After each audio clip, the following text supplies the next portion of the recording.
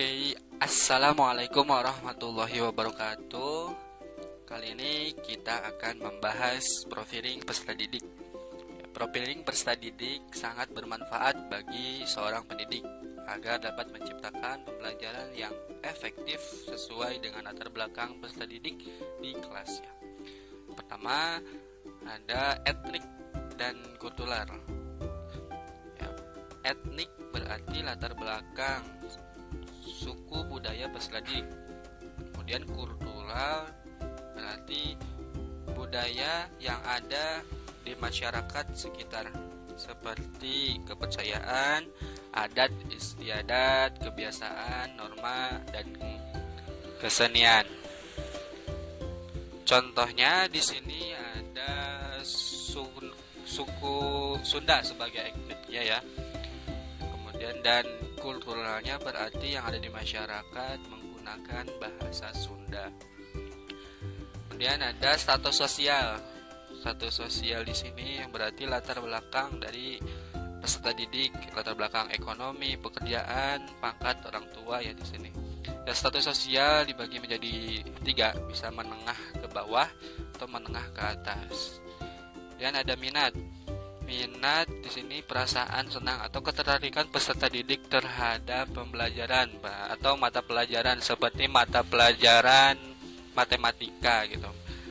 Ya, contohnya di sini ada sedang, rendah, dan tinggi. Misalkan pada minat terhadap mata pelajaran matematika gitu, peserta didik memiliki minat yang rendah gitu, karena pelajaran matematika cukup sulit baginya. Contohnya seperti itu. Kemudian profiling yang berikutnya adalah perkembangan kognitif. Perkembangan kognitif peserta didik berarti perkembangan daya pikir yang sesuai dengan fase atau usianya. Di sini contohnya pada jenjang sekolah dasar gitu. Sudah berarti daya pikir peserta didiknya itu bersifat konteks atau konkret ya. Di sini contohnya bisa berpikir abstrak. Kalau berpikir abstrak berarti siswa pada jenjang sekolah dasar, misalkan kelas atas, sudah diharuskan untuk bisa berpikir abstrak melalui simbol-simbol atau lambang-lambang seperti itu. Ini ada kemampuan awal. Ya, kemampuan awal peserta didik itu pengetahuan atau keterampilan awal peserta didik sebelum pembelajaran, bisa berasal dari pengalaman peserta didik dari rumah atau dari luar sekolah yang berhubungan dengan pembelajaran di kelasnya. Seperti itu menjadi kemampuan awal bagi peserta didik. Kemudian ada gaya belajar. Gaya belajar bisa dibagi menjadi audiovisual, literasi atau reading. Kemudian yang terakhir adalah kinestetik. Contohnya di kinestetik. Kinestetik berarti peserta didik harus mencoba atau mempraktekkan pembelajaran tersebut. Atau dalam pembelajaran harus ada praktik agar peserta didik dapat lebih memahami pembelajaran tersebut. Kemudian ada motivasi. Motivasi yaitu dorongan dari dalam diri maupun dari luar. Motivasi di sini dibagi menjadi 3, ada rendah, sedang, dan tinggi. Misalkan motivasi yang tinggi dari siswa terhadap belajar. Siswa tertarik dalam pembelajaran matematika karena didorong oleh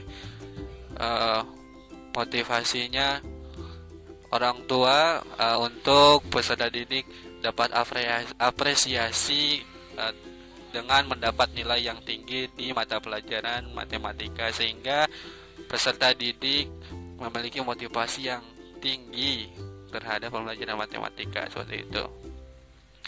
Kemudian ada perkembangan emosional. Perkembangan emosional itu perasaan dari dalam yang dipengaruhi faktor luar.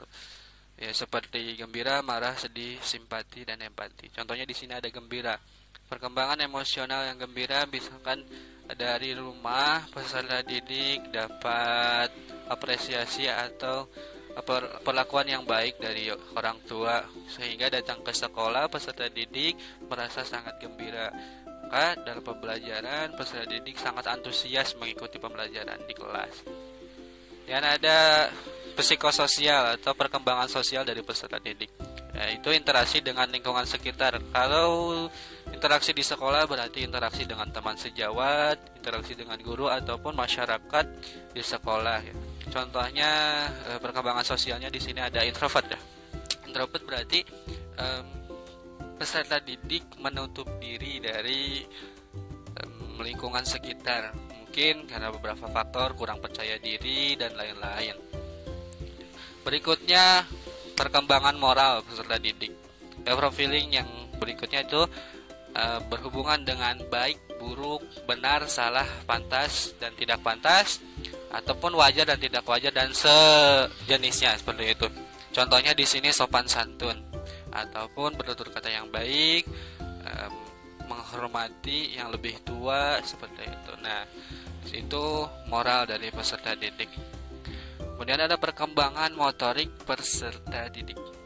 Profiling yang berikutnya yaitu berhubungan dengan usia atau fase di mana peserta didik tumbuh. Misalkan dari contohnya di sini ada cara berjalan. Cara berjalan peserta didik dipengaruhi proses tumbuhnya. Ada tahapan-tahapan peserta didik. Misalkan pada cara berjalan peserta didik yang mungkin tidak umum, seperti jalannya jinjit atau tidak normal secara berjalan seperti pada umumnya peserta didik, mungkin dikarenakan ada satu tahapan pada usianya, usia bayi misalkan peserta didik tidak mengalami tahapan merangkak seperti itu ya. Profiling peserta didik ada 12. Jadi seperti itulah profiling peserta didik yang dibutuhkan oleh pendidik agar menciptakan pembelajaran yang efektif sesuai dengan latar belakang peserta didik dan sesuai dengan kesiapan peserta didik. Oke, terima kasih. Wassalamualaikum warahmatullahi wabarakatuh.